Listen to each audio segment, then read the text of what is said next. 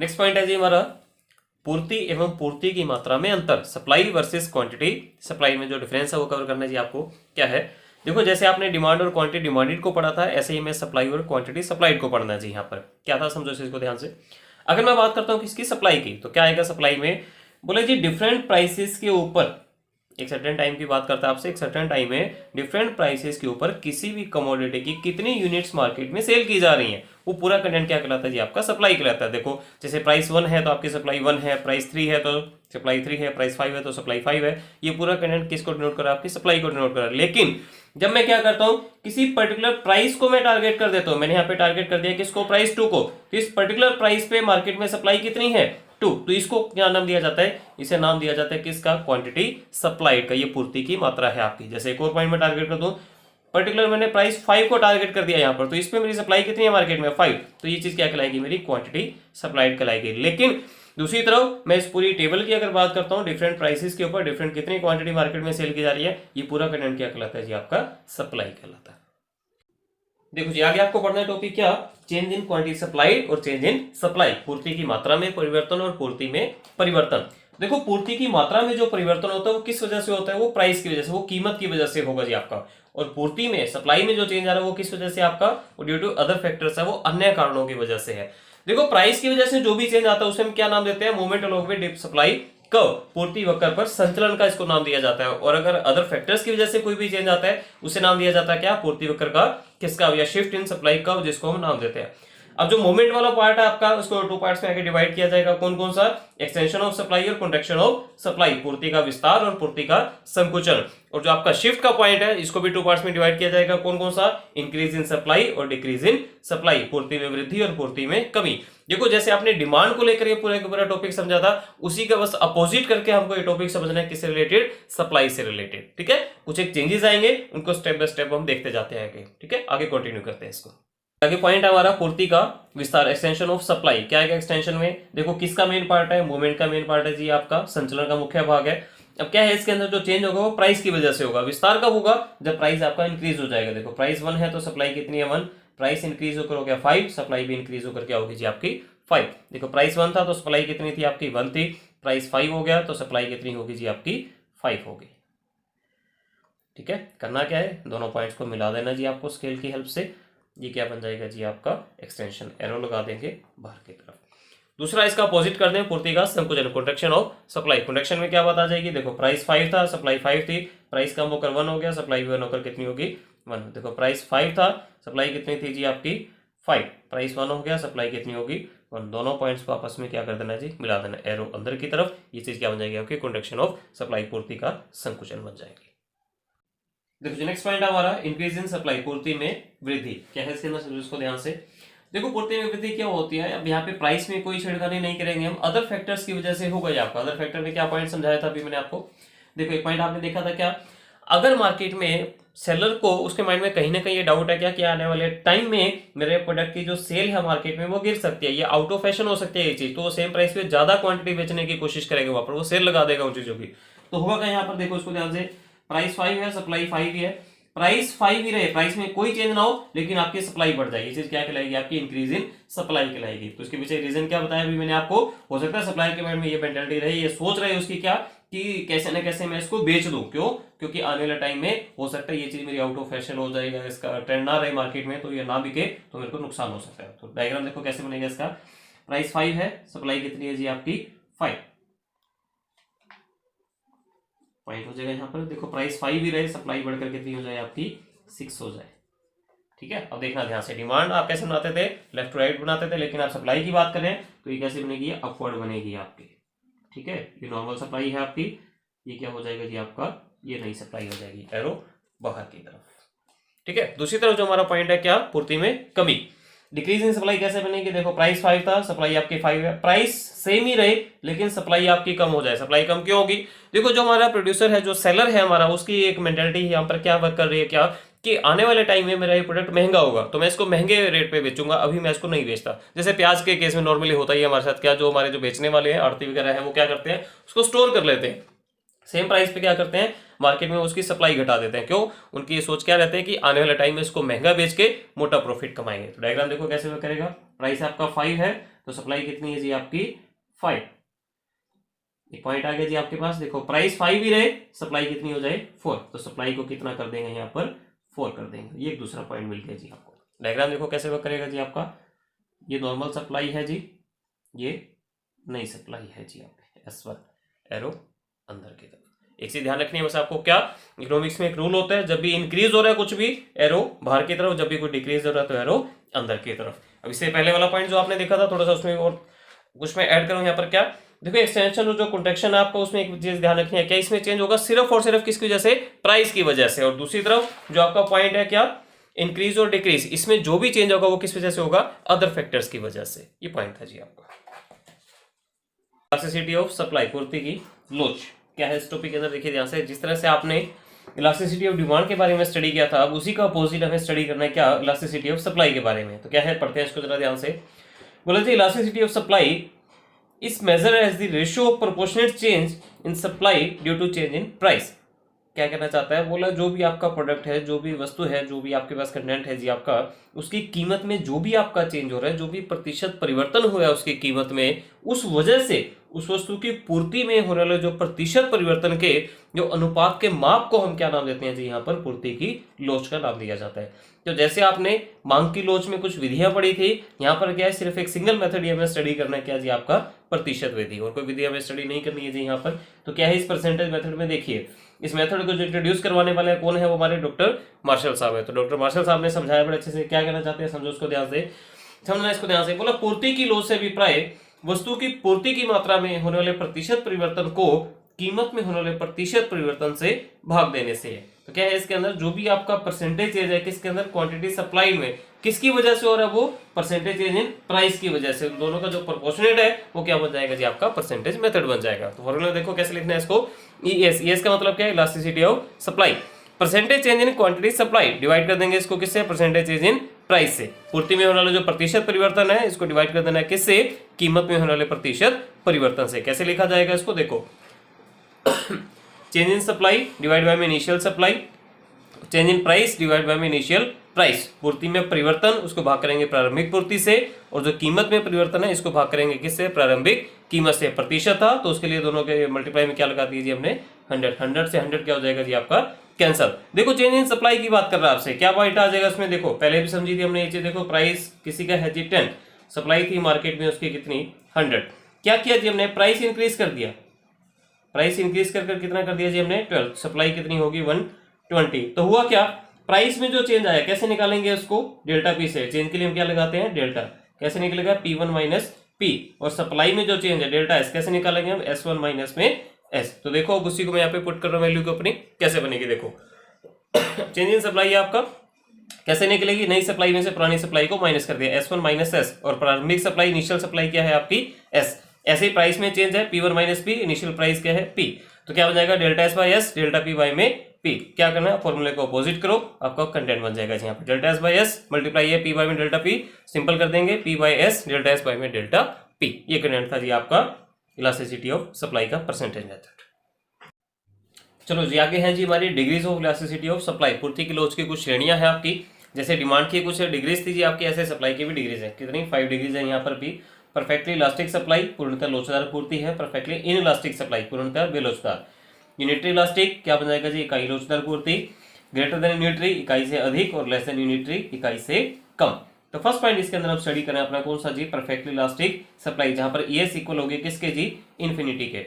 देखो जहां पर आपने डिमांड की बात की थी, परफेक्टली इलास्टिक डिमांड, वहां पे आपने क्या कंडीशन पढ़ी थी उसकी, प्राइस अगर क्या होगा जी डिक्रीज होगा तो डिमांड इन्फिनिटी हो जाएगी। लेकिन यहाँ पर क्या उसका अपोजिट है, प्राइस अगर डिक्रीज हुआ तो सप्लाई क्या हो जाएगी आपकी, जीरो हो जाएगी। यहाँ पर क्यों, देखो अब आप सप्लाई की बात कर रहे हैं मार्केट में, आप बेचने की बात कर रहे हैं, कुछ खरीदने की बात नहीं कर रहे हैं आप लोग। तो क्या होगा, प्राइस कम होगा तो आपके मार्जिन कम हो जाएंगे, उसमें आप मार्केट में उन चीजों को बेचोगे नहीं। ठीक है, तो इसके एग्जाम्पल सेट करते हैं हम, कैसे देखना ध्यान से। एक एग्जाम्पल मैं समझाता हूँ। देखो मेरे पास एक बॉल पेन है जी, आप सबने कभी ना कभी ये पेन जरूर यूज किया होगा। ठीक है, मार्केट में 2 या 3 रुपए में ये पेन मिलता है जी हमें। ठीक है, आज भी क्या है मार्केट में 3 रुपए का ये पेन हमें मिलता है मार्केट में। अब देखो जो कंपनी इस पेन को बनाती है, ठीक है, उसके जो इसके बनाने की कॉस्ट आती है, वो कॉस्ट आती है जी 2 रुपए 15 पैसे, 2 रुपीज एंड 15 पैसे। अब हो क्या रहा है, 2 रुपये 15 पैसे में कंपनी इस पेन को बना रही है। इस पेन को मार्केट में देखो थोड़ा बहुत ट्रांसपोर्टेशन का खर्चा भी लग जाता है आने में। अगर प्राइस इसका मार्केट में 3 से कम होकर 2 रुपये हो जाए, सोचो ये पेन बनाने वाली कंपनी इस पेन को मार्केट में बेचेगी? बिल्कुल भी नहीं बेचेगी।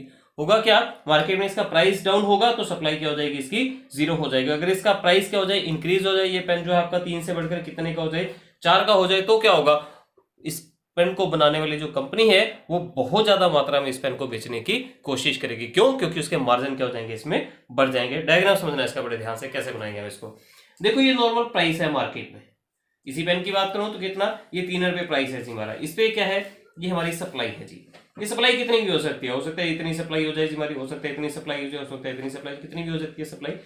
देखो अगर प्राइस क्या हो जाएगा इसका, इंक्रीज हो जाएगा, प्राइस इंक्रीज मतलब बढ़ जाएगा प्राइस, तो सप्लाई क्या हो जाएगी इसकी, इन्फिनिटी हो जाएगी। प्राइस अगर बढ़ जाएगा तो सप्लाई क्या हो जाएगी, इन्फिनिटी। जो चीज है इन्फिनिटी उसको शो कैसे करूं। और प्राइस अगर कम हो जाएगा तो सप्लाई क्या हो जाएगी, 0। प्राइस अगर कम होगा तो सप्लाई क्या हो जाएगी, 0 हो जाएगी। 0 हो जाएगी मतलब क्या होगा, वो एक्सेस के ऊपर ही आ जाएगी लाइन हमारी, तो उसको दोबारा बनाने की कोई जरूरत ही नहीं है। तो यहाँ पर इलास्टिसिटी ऑफ जो सप्लाई है वो किसकी इक्वल हो जाएगी, आपकी इन्फिनिटी के इक्वल हो जाएगी। यह जी आपका पॉइंट, परफेक्टली इलास्टिक सप्लाई, पूर्णतया लोचदार पूर्ति। ठीक है, देखो सेकंड पॉइंट हमारा परफेक्टली इन इलास्टिक सप्लाई, पूर्णतया बेलोचदार पूर्ति, जहां पर एस इज इक्वल टू किसकी होती है जी, आपकी 0 के इक्वल होती है जी आपकी। समझना ध्यान से इसको। एक कंडीशन है इसकी, क्या बोला जी, प्राइस इंक्रीज हो या प्राइस डिक्रीज हो या सप्लाई क्या रहेगी आपकी, कांस्टेंट रहेगी। कीमत बढ़ने या कीमत घटने का सप्लाई भी कोई इंपैक्ट आएगा ही नहीं जी आपका।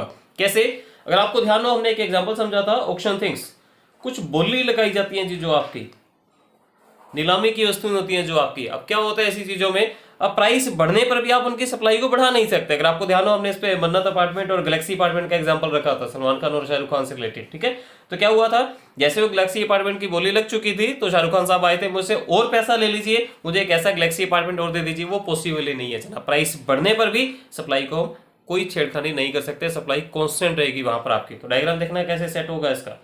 ये नॉर्मल प्राइस है तो क्या है जी, हमारी सप्लाई इतनी है। प्राइस बढ़ गया तो भी सप्लाई इतनी है, प्राइस कम हो गया तो भी सप्लाई इतनी है। ES इज इक्वल टू 0, ये कंटेंट दिखा देंगे जी यहाँ पर। ये बन जाएगा जी आपका perfectly in elastic supply. Third क्या है जी हमारा, यूनिटरी इलास्टिक सप्लाई, इकाई लोचदार पूर्ति। ES इक्वल किससे होगा जी आपका 1 के। क्या कंडीशन है, जितना आप प्राइस बढ़ाएंगे उतनी सप्लाई बढ़ जाएगी मार्केट में, जितना प्राइस कम होगा उतनी सप्लाई कम हो जाएगी मार्केट में। जो नॉर्मल गुड्स हम यूज करते हैं उसके रिगार्डिंग क्या रहती है, हमारी जो इलास्टिसिटी है वो यूनिटरी देखने को मिल जाती है जी हमें। ठीक है, एक एक डायग्राम देखो उसका ध्यान से कैसे सेट करेंगे। देखो ये नॉर्मल आपका प्राइस है, मार्केट में इतनी क्वांटिटी की सप्लाई है जी आपकी। ठीक है, यहाँ पर मैं क्वांटिटी वर्ड लिख रहा हूँ, आप यहाँ पे सप्लाई लिख सकते हैं, कोई दिक्कत वाली बात नहीं। ठीक है, क्वांटिटी सप्लाई कुछ भी लिख दीजिए आप, व्हाटएवर। तो नॉर्मल प्राइस है जी आपका, इतनी क्वांटिटी है मार्केट में आपकी। जितना प्राइस बढ़ेगा, इतना प्राइस बढ़ाया मैंने, सेम प्रोपोर्शन में क्या होगा जी, आपकी सप्लाई भी बढ़ जाएगी। सप्लाई भी बढ़ा देनी है जी आपको सेम प्रोपोर्शन में। सेट कर दीजिए इसको। ये क्या बन जाएगा जी आपका यूनिटरी इलास्टिक। क्या लिखेंगे यहाँ पर, ES इज इक्वल टू 1। क्या है जी यहाँ पर, यूनिटरी इलास्टिक सप्लाई है आपकी, इकाई लोचदार पूर्ति है जी आपकी। देखो जी नेक्स्ट हमारा कंटेंट है more than unitary elastic supply, इकाई से अधिक लोचदार पूर्ति। क्या रहेगा जी इस कंटेंट के अंदर, देखिए ध्यान से। बोले जी जितना प्राइस में चेंज होगा सप्लाई में उससे ज्यादा चेंज हो जाएगा जी आपका। कहने का मतलब अगर आप प्राइस को 10% इंक्रीज कर रहे हैं तो आपकी जो सप्लाई है वो क्या होगी, 20% इंक्रीज हो जाएगी यहाँ पर। कैसे, एक एग्जांपल से समझिए इस चीज को। आपने देखा होगा ये जो धान की जब फसल आती है मंडियों में, ठीक है, जो चावल है जी आपका, जब उसको अभी निकलवाते नहीं हम, जो छिलके वाला रहता है तो उसको धान कहते हैं हम यहाँ पर। ठीक है, तो धान की जो फसल आती है ना, तो मार्केट में सपोज करो उसका जो प्राइस है वो कितना है जी अभी आपका, 3500 रुपये क्विंटल है जी आपका। बहुत सी वैरायटीज आती हैं इसके अंदर आपकी। ठीक है, अब बहुत से किसान ऐसे हैं जो ना धान को उसी टाइम पर मार्केट में बेचते नहीं है, मंडी में आकर उसको बेचते नहीं है। वो क्या करते हैं, वो ना उस धान की स्टोरेज कर लेते हैं, उसको अपने घरों में या कहीं भी गोडाउन वगैरह में वो स्टोर कर लेते हैं। क्यों, उनकी ना उम्मीद रहती है कि ये महंगा होगा। ठीक है, और सोचो हुआ क्या, मार्केट में मंडी में धान की अभी सप्लाई कम थी तो गवर्नमेंट ने थोड़ा सा इसका प्राइस बढ़ा दिया। हमेशा ये देखने को मिलती है, थोड़ा सा प्राइस इंक्रीज होता है धान का आगे जाकर, क्योंकि जितना पुराना धान होता है उतना वो अच्छा माना जाता है, उतना महंगा बिकता है मार्केट में। तो वो क्या, इसका प्राइस हो गया जी कितना, 3800 रुपये। तो यहाँ पर जितना प्राइस बढ़ेगा ना मार्केट में उससे ज्यादा सप्लाई बढ़ जाएगी उस चीज की। क्यों, किसानों को क्या यही चीज तो चाहिए थी, इसी इंतजार में तो वो थे कि रेट बढ़े और हम मार्केट में क्या करें, इसकी सप्लाई को बढ़ाएं जी अपनी। तो डायग्राम देखो उसका कैसे सेट होगा आपका। ये है जी नॉर्मल प्राइस आपका। इस प्राइस पर इतनी क्वांटिटी सप्लाई है जी मार्केट में, ठीक है। क्वांटिटी सप्लाई लिख लीजिएगा आप अपनी तरफ, ठीक है। अब हुआ क्या, जितना आपने प्राइस बढ़ाया, इतना प्राइस बढ़ा दिया जी मैंने, जितना प्राइस बढ़ाया है सप्लाई उससे ज्यादा बढ़ेगी मार्केट में। क्या हुआ, ध्यान रखना इस पोर्शन को डबल करना कोई कंडीशन नहीं है, कितना भी हो सकता है, बस एक ही कंडीशन आपको ध्यान में रखनी होती है, जितना आपने प्राइस बढ़ाया है सप्लाई उससे ज्यादा बढ़ जानी चाहिए, पोर्शन आपका ज्यादा होने चाहिए इसके कंपैरिजन में, ठीक है। दोनों पॉइंट्स को मिला दीजिए, ठीक है। एस एस तो क्या हो जाएगा जी, एस इज ग्रेटर देन 1, ये पॉइंट है जी आपका इकाई से अधिक लोचदार पूर्ति का जी आपका। देखिए अगला पॉइंट है जी हमारा less than unitary elastic supply, इकाई से कम लोचदार पूर्ति, एस इज लेस देन 1। कैसे होगा, देखो कंडीशन क्या है इसकी, बोले जी जितना प्राइस में चेंज होगा सप्लाई में उससे कम चेंज होगा जी आपका। देखो प्राइस आपने इंक्रीज किया 10%, लेकिन सप्लाई आपकी इंक्रीज हुई है सिर्फ और सिर्फ 5%। ऐसा कहां पर होता है जी, ऐसा कहां होता है जहां पर ना ब्लैक करने की बात आ जाती है जी, जमाखोरी करने की बात आ जाती है जहां पर। कैसे समझना इसको ध्यान से, देखो प्याज का एग्जाम्पल अभी थोड़ा ही टाइम है, कुछ ज्यादा टाइम नहीं हुआ, आप सभी ने इस एग्जाम्पल को भी करंटली देखा है जी, हर साल हम देखते भी हैं इस चीज को। होता क्या है, देखो प्याज के प्राइस डे टू डे क्या होते हैं जी, इंक्रीज होते हैं। अभी देखा आपका जो प्याज था 150 रुपए किलो तक बिका है, अपने फतेहाबाद की ही बात कर रहा हूँ, कोई बाहर की बात नहीं कर रहा मैं, ठीक है। आप में से किसी ने खरीदा भी होगा उसको जाकर मंडियों में, 150 रुपए किलो तक वो प्याज चला गया जी आपका। देखो अभी मार्केट में प्याज का प्राइस है कितना, 40 रुपए किलो।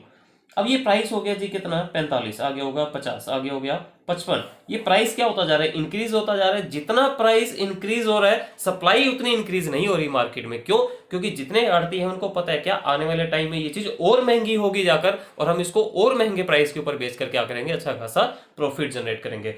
तो जितना प्राइस आपका बढ़ा है उतनी सप्लाई नहीं बढ़ेगी जी आपकी, सप्लाई उससे कम बढ़ेगी आपकी, ठीक है। कोई जरूरी नहीं है कि इसकी हाफ ही दिखानी है आपको, आप कितना भी दिखा सकते हैं, बस एक ही चीज ध्यान में रखनी है, क्या प्राइस में जो चेंज है ना उससे कम दिखाना है जी आपको सप्लाई के अंदर, ठीक है। देखो और रिलेशनशिप पॉजिटिव ही रखनी है, ये ध्यान में रखनी है आपको। ये नॉर्मल प्राइस है जी आपका, ये क्या है जी आपकी मार्केट में सप्लाई है। क्यों, जितना आपने प्राइस बढ़ाया है, प्राइस हमने बढ़ा दिया जी इतना, ठीक है, सप्लाई उससे कम बढ़ेगी जी आपकी, सप्लाई बढ़ी सिर्फ इतनी, ठीक है। ये पोर्शन ज्यादा है और ये पोर्शन क्या रहेगा हमारा, कम रहेगा। मिला देंगे दोनों पॉइंट्स को, क्या बन जाएगी जी, एस एस दिखा देना इस चीज को, यस लेस देन 1, इकाई से कम लोचदार पूर्ति बन जाएगी आपकी, ठीक है। ये थी जी आपकी डिक्रीज। देखिए अगला कंटेंट है आपका पूर्ति की लोच को प्रभावित करने वाले कारक, factor affecting elasticity of supply. तो क्या है जी फर्स्ट पॉइंट इसके अंदर आपका नेचर ऑफ कमोडिटी, वस्तु की जो प्रकृति है वो भी क्या करती है जिसकी इलास्टिसिटी को इंपैक्ट करती है। कैसे, देखिए जो हम यहाँ पे गुड्स हैं, जो कमोडिटीज है हमारे पास, उसको हमने क्या किया, 2 पार्ट्स में क्या कर दिया जी, हमने बाइफरगेट कर दिया उसको डिवाइड कर दिया, कैटेगराइज कर दिया जी हमने इसको। तो फर्स्ट है इसके अंदर क्या आपका जी पेरिशेबल गुड्स, और सेकंड क्या है जी आपका ड्यूरेबल गुड्स। पेरिशेबल गुड्स क्या होती है, ऐसी गुड्स होती है जिनको हम नाशवान कहते हैं, जो बहुत जल्दी खराब हो जाती है, जैसे आपके फल फ्रूट्स हैं, वेजिटेबल्स हैं, ये सब इसके अंदर आ जाएगा जी आपका, ठीक है। और दूसरी तरफ जो आपकी ड्यूरेबल गुड्स हैं, ऐसी गुड्स होती हैं जो बहुत जल्दी खराब नहीं होती हैं जी आपकी। जैसे हम किराने वाली शॉप की बात करें तो वहां पर जो है आपके सोप वगैरह है, शैम्पू है, सर्फ है, दालें वगैरह है, चीनी है, ये सब किस में आ जाती है, आपकी ड्यूरेबल गुड्स में आ जाती है, ठीक है। अगर ये 2 दिन नहीं भी बिकेगी, 5 दिन 1 महीना नहीं भी बिकती, तो ये खराब नहीं होती है चीजें आपकी, इनको आप स्टोर कर सकते हैं थोड़ा। अब पेरिशेबल गुड्स की अगर मैं बात करूं तो यहाँ पर जो आपकी इलास्टिसिटी रहेगी वो कैसी रहेगी, वो आपकी इन इलास्टिक रहेगी जी आपकी। प्राइस बढ़ाकर भी सप्लाई को आप बढ़ा नहीं सकते। क्यों, क्योंकि जो रेडी वाला है उसने एक लिमिटेड स्टॉक ही अपने पास रखा हुआ, उससे ज्यादा वो नहीं रखा हुआ उसने, ठीक है। लेकिन अगर मैं बात करता हूँ आपसे किसकी, ड्यूरेबल गुड्स की, यहाँ पर जो आपकी इलास्टिसिटी रहती है वो कैसी रहती है जी आपकी, इलास्टिक रहती है, वो लोचदार रहती है जी आपकी। क्यों, क्योंकि अगर मार्केट में प्राइस में कोई गड़बड़ी हो जाएगी, आपकी प्राइस डाउन हो जाएगा, तो आप अपने प्रोडक्ट को बेचना पसंद नहीं करेंगे। क्यों, आपकी मेंटालिटी होगी हम इसको आगे जाकर बेच लेंगे, क्या दिक्कत है, कोई खराब थोड़ी ना हो रही है। लेकिन पेरिशेबल गुड्स में क्या होता है, आपके सामने एक मजबूरी होती है, क्या इसको अभी बेचना ही पड़ेगा मार्केट में, ठीक है। तो यहाँ पर कैसी रहती है, इन इलास्टिक रहती है, प्राइस बढ़ाकर सप्लाई आप नहीं बढ़ा सकते। यहाँ पर क्या होता है, प्राइस कम होने पर आप अपनी सप्लाई को कम कर सकते हैं मार्केट में, और प्राइस जितना ज्यादा होगा आप उतनी ज्यादा मार्केट में सप्लाई बना सकते हैं जी। ये पॉइंट है जी। देखो जो सेकंड पॉइंट है हमारा नेचुरल रिस्ट्रिक्शंस, प्राकृतिक बाधाएं भी क्या आ जाती हैं जी आपकी इलास्टिसिटी के आड़े आ जाती हैं। कैसे, देखिए समझते हैं इसको ध्यान से। आपने देखा होगा जो खेतों में ना टाली का हमारा जो पेड़ होता है, बड़ा महंगा बिकता है जी, हमारा फर्नीचर वाले बहुत ले जाते हैं इस चीज को, ठीक है, शीशम जिसको आप नाम देते हैं जी नॉर्मली। तो होता क्या मार्केट में, देखो मेरे खेत में कुछ टाली के पेड़ लगे हुए थे, 5 पेड़ थे जी, हमने उनको बेच दिया मार्केट में, अच्छा खासा प्रॉफिट हुआ जी उससे हमें। हुआ क्या जी, जिस फर्नीचर वाले को बेचे थे वो दोबारा हमारे पास आए जी, क्या बोले जी ऐसा कीजिए, मुझे 5 पेड़ और चाहिए। अब 5 पेड़ और चाहिए, उसके लिए तो आपको वेट करना पड़ेगा जी 10-15 साल, क्यों अभी तो है नहीं हमारे पास। ठीक है, दोबारा उगाएंगे, कब वो तैयार होंगे जाकर, कब हम आपको बेचेंगे उन चीज़ों को। तो क्या होता है, जिन चीज़ों में एक प्राकृतिक बाधाएं उत्पन्न हो जाती हैं, वहां पर जो है आपकी जो सप्लाई रहती है वो किस तरह की रहती है, वो आपकी इनइलास्टिक रहती है जी, बेलोचदार रहती है। प्राइस बढ़ाकर भी वहां पर आपकी सप्लाई को बढ़ाया नहीं जा सकता जी आपका। ठीक है, ये पॉइंट है जी आपका नेचुरल रिस्ट्रिक्शंस का। देखो जी, फोर्थ पॉइंट हमारा रिस्क टेकिंग, जोखिम उठाना। यहाँ पर जो सप्लायर है हमारा, वो जितना ज्यादा रिस्क उठाने के लिए रेडी होगा, उतनी उसकी सप्लाई मार्केट में कैसी रहेगी जी, इलास्टिक रहेगी। और जितना वो रिस्क उठाने से बचेगा, कतराएगा, उसकी उसकी जो सप्लाई है वो कैसी रहेगी जी, यहाँ पर इन इलास्टिक रहेगी। एक एग्जाम्पल से समझाता हूँ मैं ये चीज़ आपको। देखो मार्केट में क्या होता है, हमारे इंडिया में ना बहुत ये ट्रेंड में रहती है ये चीज़, कभी ना कभी कोई ना कोई एक विशेष वर्ग जो है ना हड़ताल वगैरह कर ही रखता है, भी मुझे ये चीज़ चाहिए, डिमांडें उनकी रहती हैं। ठीक है, हड़तालों पर बैठते हैं, धरने प्रदर्शन जो होते हैं हमारे। ठीक है, तो कई बार क्या होता है, वो जो उनकी हड़ताल है वो थोड़ा लंबे टाइम तक चली जाती है जी, थोड़ा हिंसा भी फैल जाती है देश के अंदर। ठीक है, अभी कुछ टाइम पहले, मैं टारगेट नहीं करूंगा किसी भी संप्रदाय को यहाँ पर, तो एक बड़ा इशू क्रिएट रहा था आरक्षण को लेके। तो उन्होंने बोला था कि हमें आरक्षण चाहिए, और अगर गवर्नमेंट हमारी डिमांडें पूरी नहीं करती है यहाँ पर, तो हम क्या करेंगे, अपनी इस हड़ताल को अनिश्चित काल तक ले जाएंगे जी, मतलब जिसका कोई अंत नहीं है, कहीं तक भी जा सकती है, कितने भी टाइम रह सकती है हड़ताल हमारी। जब इस तरह का माहौल हो जाता है ना देश के अंदर, तो होता क्या है, सबसे बड़ी समस्या जो है वो पेट्रोल पंप वालों को हो जाती है। क्यों, पीछे से ना पेट्रोल की गाड़ी आनी बंद हो जाती है उनकी। क्यों, क्योंकि जो कंपनियों के मालिक हैं वो एक ही बात बोलते हैं, क्या आपके एरिया में हालात ठीक नहीं है, बाय चांस हमारी गाड़ी को कोई नुकसान हो गया, अगर वो उस पेट्रोल की गाड़ी में आग लग गई, तो सोचो कितना बड़ा नुकसान हो जाएगा। तो ऐसे हालातों में पीछे से पेट्रोल आना बंद हो जाता है। तो उन हालातों में वो क्या बोलते हैं पेट्रोल पंप वाले को, अगर आपकी जिम्मेवारी है तो हम गाड़ी भेज देते हैं, उसका जो भी नुकसान होगा आप भरपाई करेंगे उसकी, अगर नुकसान हो जाता है, तो नहीं होता तो बहुत अच्छी बात है। तो पेट्रोल पंप वाला अगर यहाँ पे रिस्क लेने को रेडी है, तो मार्केट में वो क्या करेगा, वो बोलेगा जी कोई दिक्कत नहीं, आप गाड़ी आने दो, को अगर कुछ 19-21 हो जाती है, कोई नुकसान होता है, तो मैं जिम्मेवार बैठा हूँ उससे, इसके लिए मैं रिस्क उठाने को रेडी हूँ जी यहाँ पर। अगर वो रिस्क उठाने को रेडी है तो मार्केट में अच्छी खासी सप्लाई होगी उस चीज़ की, पेट्रोल बहुत बिकेगा मार्केट में। और अगर वो पेट्रोल पंप कंपनी वाला रिस्क उठाने को रेडी नहीं है, वो बोलते हैं जी नहीं गाड़ी नहीं भेजनी है आपको, मैं नहीं बेचूंगा, बंद कर दूंगा पंप में अपना कुछ टाइम के लिए, तो ऐसे हालातों में सप्लाई क्या हो जाएगी, मार्केट में कम हो जाएगी, इन इलास्टिक रहेगी आपकी। ठीक है, तो अगर वो रिस्क उठाने को रेडी है तो इलास्टिक सप्लाई, और अगर रिस्क उठाने को रेडी नहीं है तो कैसी सप्लाई रहेगी यहाँ पर आपकी, इन इलास्टिक रहेगी जी आपकी। फोर्थ पॉइंट है जी हमारा नेचर ऑफ इनपुट, आगतों की प्रकृति। क्या होते हैं इनपुट्स आपके, एक सिंपल सी बात पर ध्यान रखनी है यहाँ पर आपको। क्या, आप कोई भी प्रोडक्ट बनाते हैं जी, कोई भी प्रोडक्ट आप क्रिएट करते हैं, उसको बनाने के लिए जो भी आपको उसके लिए इनपुट्स चाहिए, जो भी फैक्टर्स उसके लिए आपको चाहिए, जो भी कंटेंट आपको चाहिए, ठीक है, जिसकी हेल्प से वो प्रोडक्ट आपका बनेगा। एक अच्छा सा एग्जांपल देता हूँ मैं इसके लिए आपको। देखो आपने सुना होगा केक बनते हैं जी आजकल, जिसमें ना आपकी पिक्चर लग जाती है। देखो छोटे मोटे जो केक हैं वो तो यहाँ वाले जो हमारे बेकर्स हैं वो बना देते हैं जी, ठीक है, बहुत से बेकरी वाले हैं हमारे फतेहाबाद में जो बना देते हैं। लेकिन सोचो जो बहुत बड़ा केक बनाना है जी आपको, केक बनाना है जी आपको कम से कम भी 101 पाउंड का। ठीक है, छोटा मोटा केक नहीं है। कोई भी राजनीतिक पार्टी का हमारा था प्रमुख सदस्य, बर्थडे वगैरह सेलिब्रेट करना था, तो बोला ये केक चाहिए जी मेरे को, पूरे फतेहाबाद के लिए केक बनवाना है जी हमने। ठीक है, ग्रैंड पार्टी है जी पूरी। तो ऐसे हालातों में इतना बड़ा केक जो है यहाँ के बेकर्स नहीं बना सकते। तो होगा क्या जी यहाँ पर, अब उसके लिए जो हमें चाहिए वो कहाँ से आएगा, कारीगर स्पेशल बाहर से आएगा जी वो आपका। आप सोचो जिन चीज़ों के इनपुट्स जो है वो इजीली अवेलेबल होते हैं जी यहाँ पर, उनकी जो सप्लाई है मार्केट में वो किस तरह की रहती है, इलास्टिक रहती है। लेकिन कुछ प्रोडक्ट ऐसे होते हैं, कुछ चीज़ें ऐसी होती है जिनके जो इनपुट्स हैं वो इजीली अवेलेबल नहीं होते जी यहाँ पर। उसके लिए स्पेशल हमें स्टाफ चाहिए, वो बाहर से आएगा जी स्पेशल स्टाफ हमारा। बहुत प्रॉब्लम होती है इन प्रोडक्ट को क्रिएट करने में। तो ऐसे हालातों में क्या रहता है, इनकी जो सप्लाई रहती है मार्केट में वो इन इलास्टिक रहती है जी, वो बेलोचदार रहती है। इलेक्शन के दिनों में ये चीज़ बहुत देखने को मिलती है। ठीक है, अगर आपके यहाँ पर प्रचार करवाने के लिए आपको चीज़ें चाहिए जो स्पेशल वो बंदे ही कर सकते हैं आकर, ठीक है, तो लोग जो बड़े बड़े एरियाज है वहां पर ना उनकी डिमांड बहुत ज़्यादा रहती है, तो वो लोग आपके यहाँ पर आने को इंटरेस्टेड नहीं होते। तो ऐसे हालातों में उनकी जो सप्लाई रहेगी मार्केट में वो कैसी रहेगी, इन इलास्टिक रहेगी जी वो आपकी सप्लाई। ये पॉइंट है जी आपका। देखो जी आगे फिफ्थ पॉइंट आपका टेक्निक ऑफ प्रोडक्शन, उत्पादन की जो तकनीक है आपकी वो भी क्या करती है जी, इंपैक्ट करती है किसको, प्रोडक्ट की सप्लाई को। देखो अगर जो टेक्निक है आपकी वो कैपिटल ओरिएंटेड है जी आपकी, मतलब बहुत ज़्यादा मशीनी काम बहुत होता है उस चीज़ों में, जो आपको प्रोडक्ट को बनाने में बहुत हाई फाई टेक्निक की यूज़ किया जाता है, तो वहाँ पर सप्लाई कैसी रहती है जी आपकी, इनइलास्टिक रहती है। लेकिन जहाँ पर क्या बड़ी सिंपल सी टेक्निक है आपकी, लेबर ओरिएंटेड टेक्निक है आपकी, कुछ वर्कर्स मिलकर उस प्रोडक्ट को बना देते हैं। तो ऐसे हालातों में होगा क्या जी, उसकी सप्लाई मार्केट में कैसी रहेगी जी, आपकी इलास्टिक रहेगी।